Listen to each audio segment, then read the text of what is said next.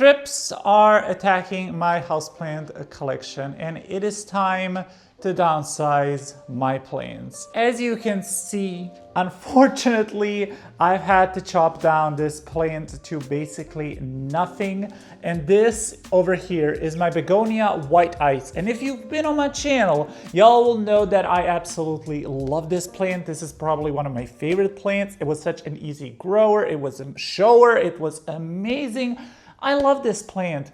However, upon investigation, I found that this plant was infested with thrips. Like, there was not a single leaf that didn't have some sort of thrips activity. I was heartbroken. I was so heartbroken because I talked about this in my previous video, but thrips have seriously done a number on my houseplant collection this year, and it makes me just so upset.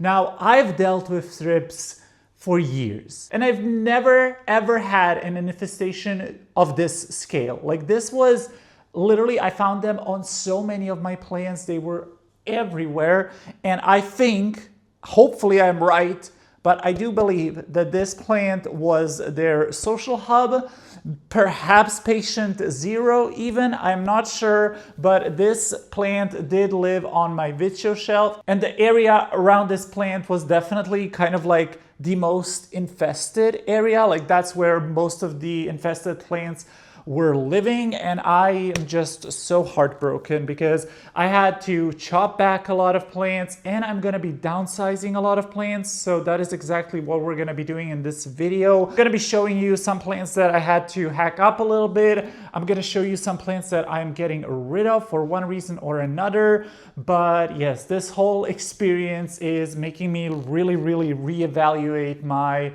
houseplant collection. I wanna own less plants.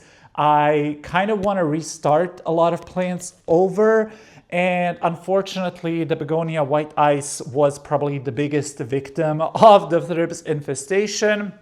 Now, I thought about taking cuttings perhaps, but literally everything was covered. Like, there wasn't a single leaf that wasn't infested with thrips, and even if there were, I would still be scared because obviously thrips lay their eggs inside the plant or the leaf tissue. So even if you take cuttings that seemingly don't have thrips, there could always be some lurking under the surface, and I was just not willing to take that risk. I was also thinking about just throwing this plant away, but honestly, I just love this plant so much. So I made the executive decision to just hack it up completely down to the base. I've left a couple of stumps in the pot, and hopefully it will reshoot, and hopefully it will be thrips free. Now, obviously somebody is going to ask me, well, Matt, why didn't you just treat the plant? Begonias have a lot of nooks, a lot of crevices, and I felt like I just wasn't...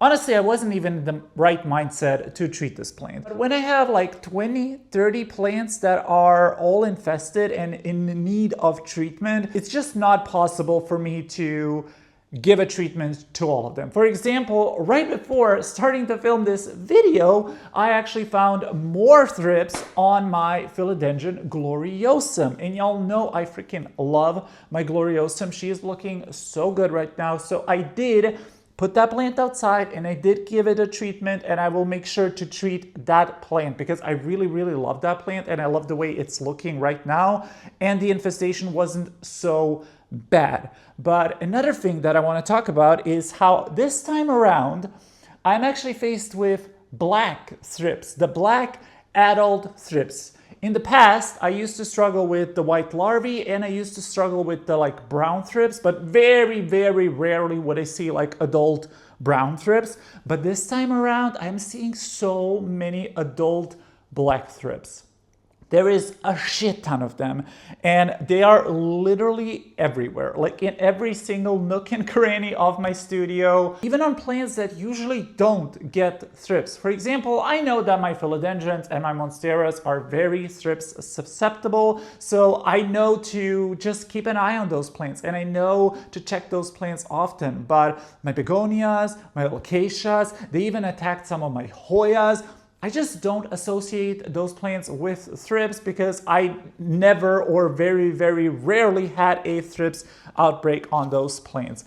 So this breaks my heart, and this will break some of y'all's hearts as well, but it is time to start over with this plant. Another plant that got the chopperoo in my kind of chopping mania, and I can see thrips. Are you kidding me? Are you kidding me? Look at that. Look at that little fucker. Are you kidding me? Oh my God. Can you see him? Can you see him? He's right there. I don't know if you'll be able, there you go. Look at him. Look at him. Those are black adult thrips. Look at that little fucker. Oh my God. I'm just gonna squash him. Oh, I'm so upset. I'm so upset. Do you see what I mean? I literally chopped this plant up yesterday, gave it such a good treatment, and it's already on this plant. Like, that is ridiculous. I'm so upset. I'm so upset, you guys. Why does this happen to me? Like I've said, I've dealt with thrips for years, but I've never had an infestation of this caliber. This is insane. Anyway, this is my variegated Maranta. On this plant in particular, I only saw one section that had like active thrips, but it also had spider mites and it also wasn't looking cute. So I just made the decision to like hack it up completely. And now seeing that there are adult thrips on here, at least one, I don't see any more. So hopefully that was just the one and I got rid of it. It just makes me mad. It just makes me so sad. And now I'm considering not even keeping these cuttings. I did take cuttings of this plant in particular. I've restarted this plant before. This is a pretty easy plant when it comes to just like starting it over. Sometimes Maranta cuttings aren't that good when it comes to rooting, but that's why I took like a bunch of cuttings, so I have some kind of reassurance. But honestly, the fact that I'm seeing more thrips on this just makes me question if I should just get rid of it altogether. And like I said, I literally treated it yesterday and it's already found its way onto this plant, which makes me upset. And the plant lives on this section of the Vitio shelf, and for reference, the Begonia White Ice lives on that one. So they already got to this side of the Vitio shelf.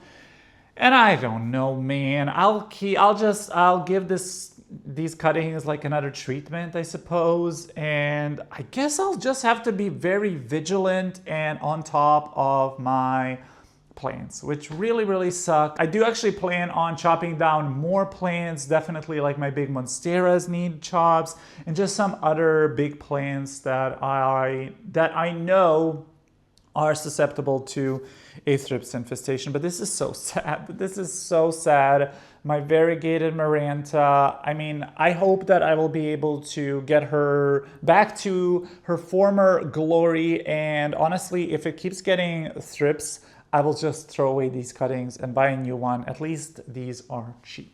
Another victim of thrips, unfortunately, was my Alocasia Regal Shields, and all that I'm left with when it comes to this plant is a stump.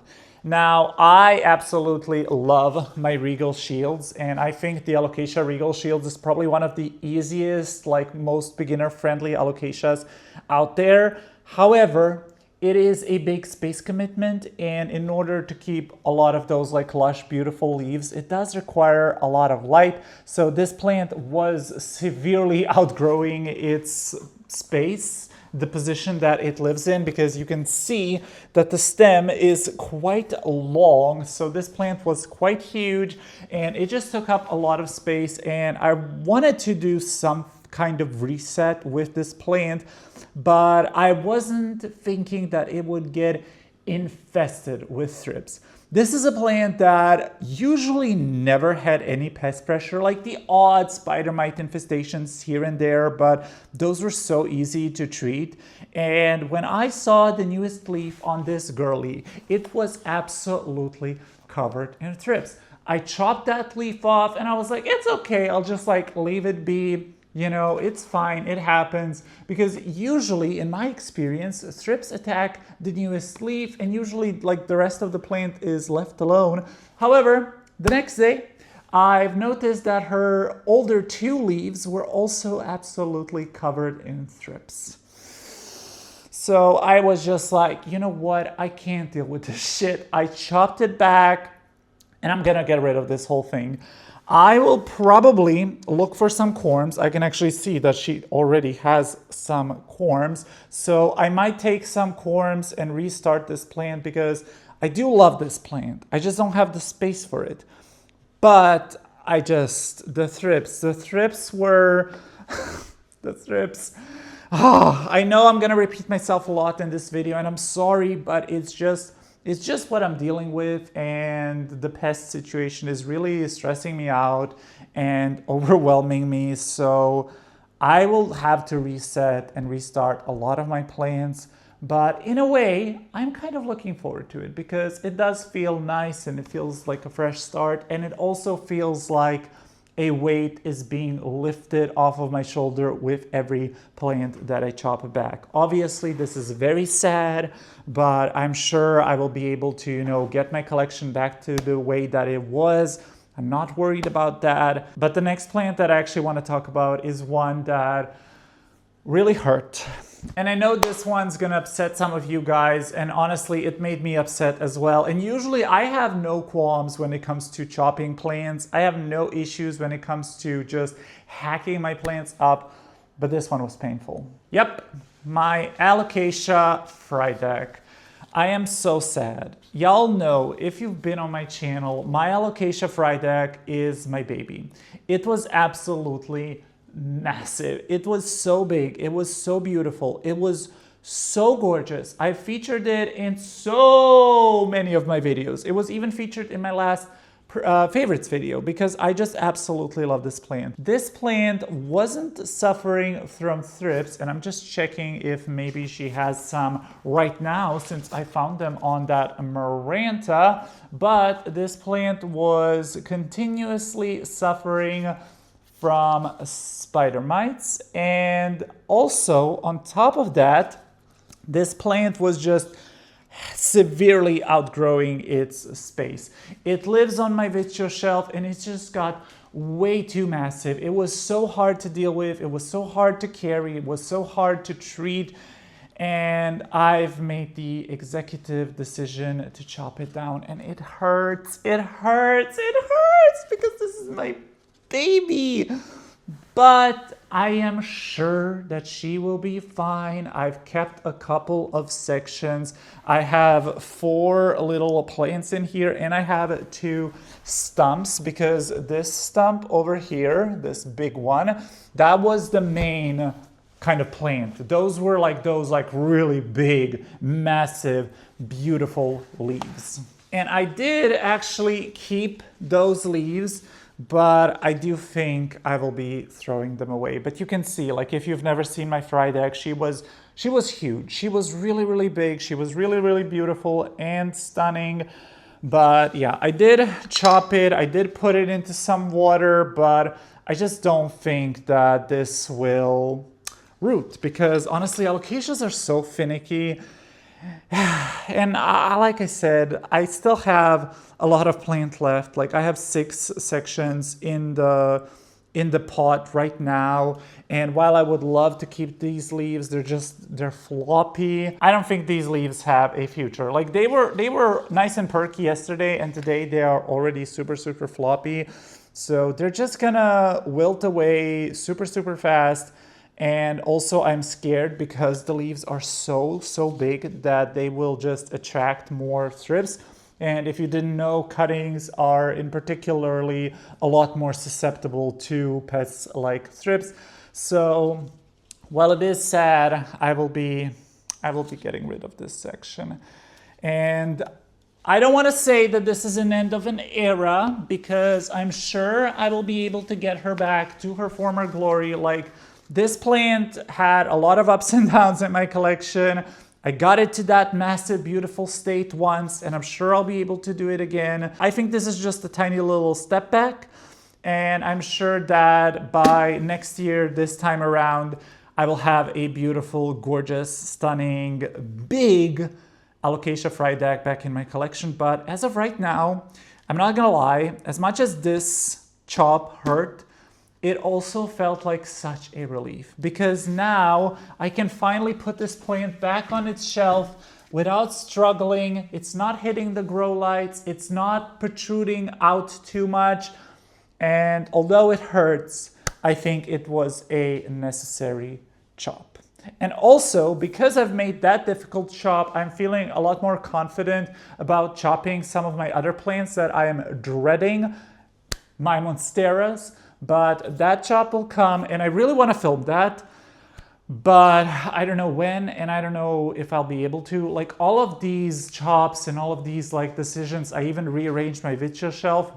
I did during the weekend, during like sort of a bit of a manic episode, because I was just feeling so overwhelmed. I was just feeling so frustrated that I needed to get it done. I would have loved to film all of that, but sometimes, especially when I'm dealing with pests and I'm just feeling so overwhelmed, I don't want to deal with camera stuff as well. Also, I do want to quickly mention that I do have actually an Alocasia micholitziana, just the regular green form, and another Alocasia Frydek baby, and I'm gonna be getting rid of both of these plants. I don't need 3 of the basically same plants. And yeah, I mean, these are growing fine. Okay, this one has been giving me a bit of a trouble. This one is kind of growing all right. But yeah, I don't need duplicates in my collection, especially not when I am feeling this stressed out with my collection as is. And I just don't need another source of pests. So these 2 will unfortunately leave my collection, but that is fine. It is okay. It's normal to get rid of plants. It is healthy to get rid of plants. And I really just want to normalize that if you're feeling stressed, if you're feeling overwhelmed, get rid of the plant. It is gonna be fine. But I'm not gonna lie, making this video absolutely hurts my soul. And in a lot of ways, I do feel like I have failed my plants, although I know it's not my fault. Pests happen, it's normal. I'm just trying to normalize it. I'm trying to share my journey and my experience with all of you, and I hope this video helps you if you're going through something similar. I actually saw a post by Kevin, Hakuna La Planta. He basically is also going through a really tough time with pests. I believe he has flat mites, and he got rid of like a lot of his plants.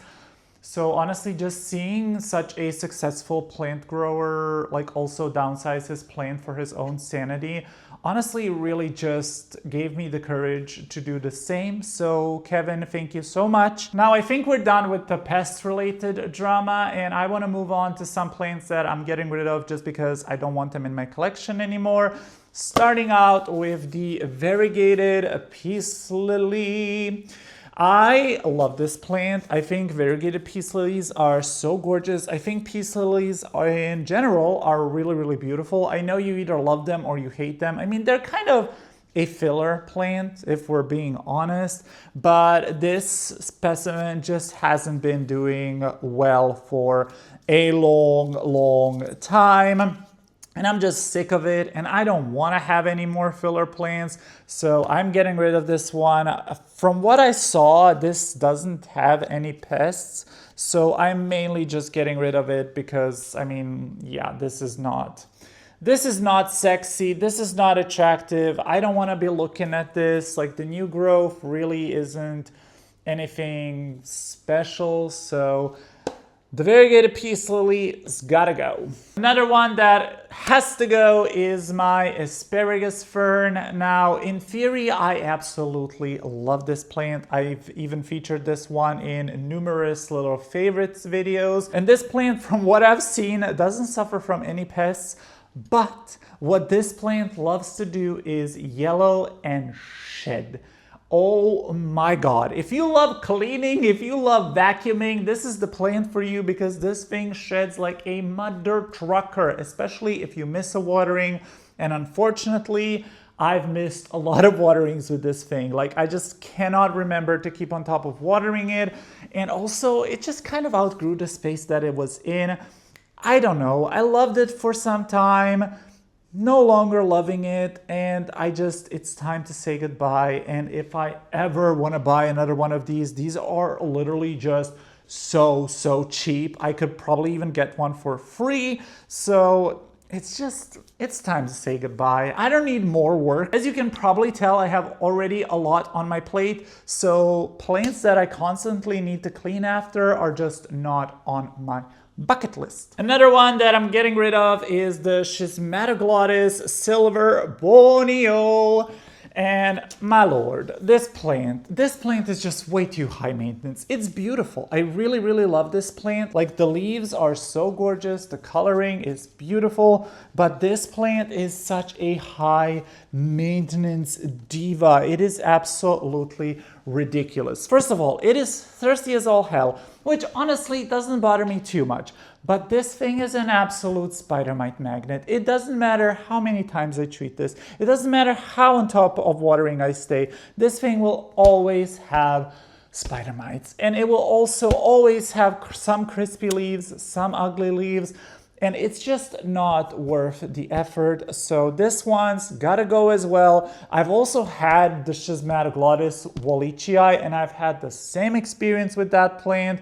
So I think Schismatoglottis as a species are just not for me, although I love them. I love both the wallichii and the silver Borneo, but I think this is going to be one of those situations where I'm going to be appreciating this plant in other people's collections.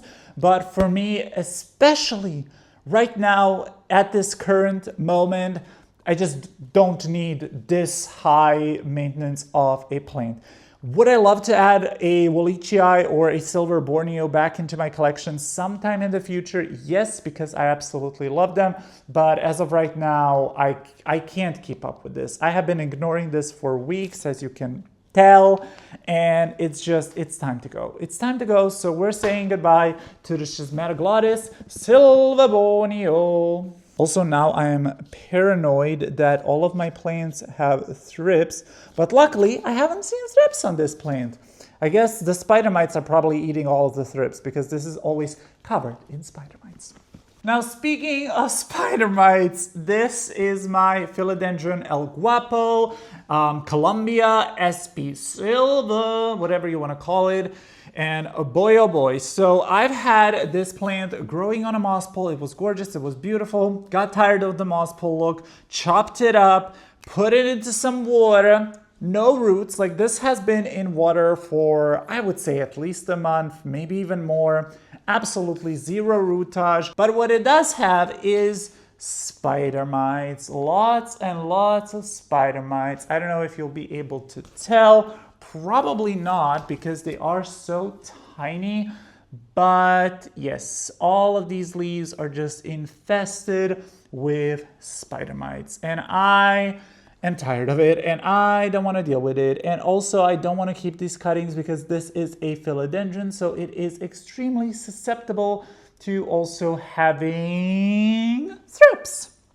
So yeah, I'm gonna chop off these leaves, and I think I will keep the wet sticks. I do have two little chunks in here, so I think I will keep the wet sticks. If not for myself, I do actually have somebody who wants this plant, and I was planning on giving them the cuttings, but honestly, I cannot in good faith give somebody a plant that is this riddled with spider mites. And I gave these cuttings a couple of treatments. They just keep coming back again and again and again. So I will just wet stick propagate it, and then in a couple of months or even in a year, I will decide what I will do. I will definitely give a section to my friend, and then I might keep one for myself. I might not. I do love this plant. I think this is one of the most beautiful philodendrons ever.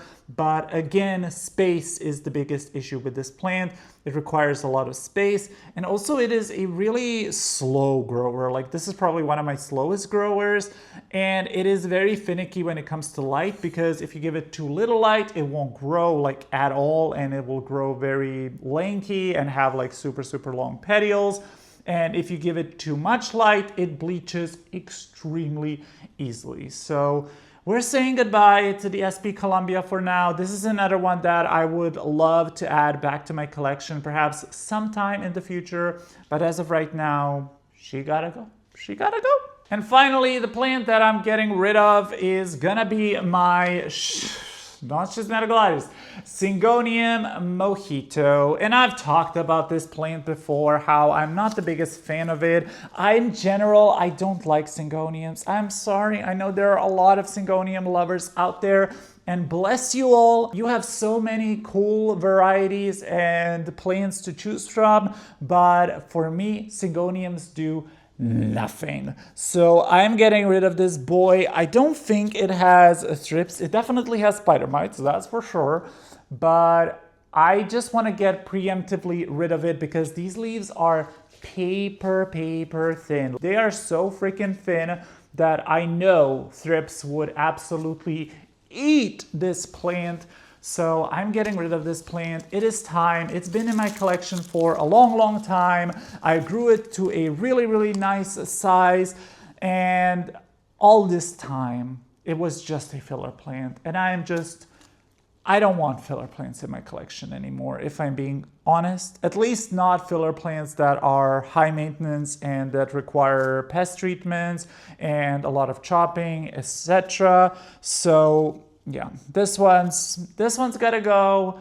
Although I suppose this one, I guess this is the healthiest out of all the plants that I'm getting rid of. So this one does feel a little sad, but hopefully I can rehome it. Hopefully I can give it to somebody who will actually appreciate and love this plant, but it ain't gonna stay in my house no more. I'm not gonna lie, this was quite a hard video for me to film. But then again, this is a normal part of this hobby. And I cannot say this enough. I really just wanna normalize this aspect of the plant care hobby, and I want to share this aspect of my journey with you. I don't want to share only the good things. I also want to share the bad things, because ultimately I think of you guys as my friends, as my therapy, as somebody that I can share my authentic experience with. I absolutely love you guys. You leave the sweetest, kindest comments. A couple of you actually sent me some really sweet messages during my 1 week absence, asking me where I've been and if I'm doing fine. And honestly, I couldn't ask for better viewers. And I don't even want to call you guys viewers. You guys who tune in every single week, who leave regularly comments, are my friends. And I am so glad, and I am blessed to have such beautiful people around me, and that I've built this cute little community. Anyway, I do hope this video, I do hope you enjoyed this video. I'm sorry if it was maybe a little bit too negative. And if you're going through something similar, if you're dealing with pests, if you're feeling overwhelmed or burnt out by your plants, please know that you're not alone. Know that it is okay to downsize. I absolutely support you. We will get through this together. We will defeat those nasty little boogers. And I'm sure that in a couple of months, everything will be fine. The plants will keep on growing. And I'm sure that within a year or two, I will be overrun once again, and I will probably have to chop all of my plants once again. This is just kind of the natural cycle of this hobby. Anyway, I do hope you enjoyed this video. If you did, please don't forget to hit that like button, subscribe for more content, and turn on the notifications so you're notified about every new video. I hope you have a super amazing, fabulous day, and I will see you in the next one. Goodbye!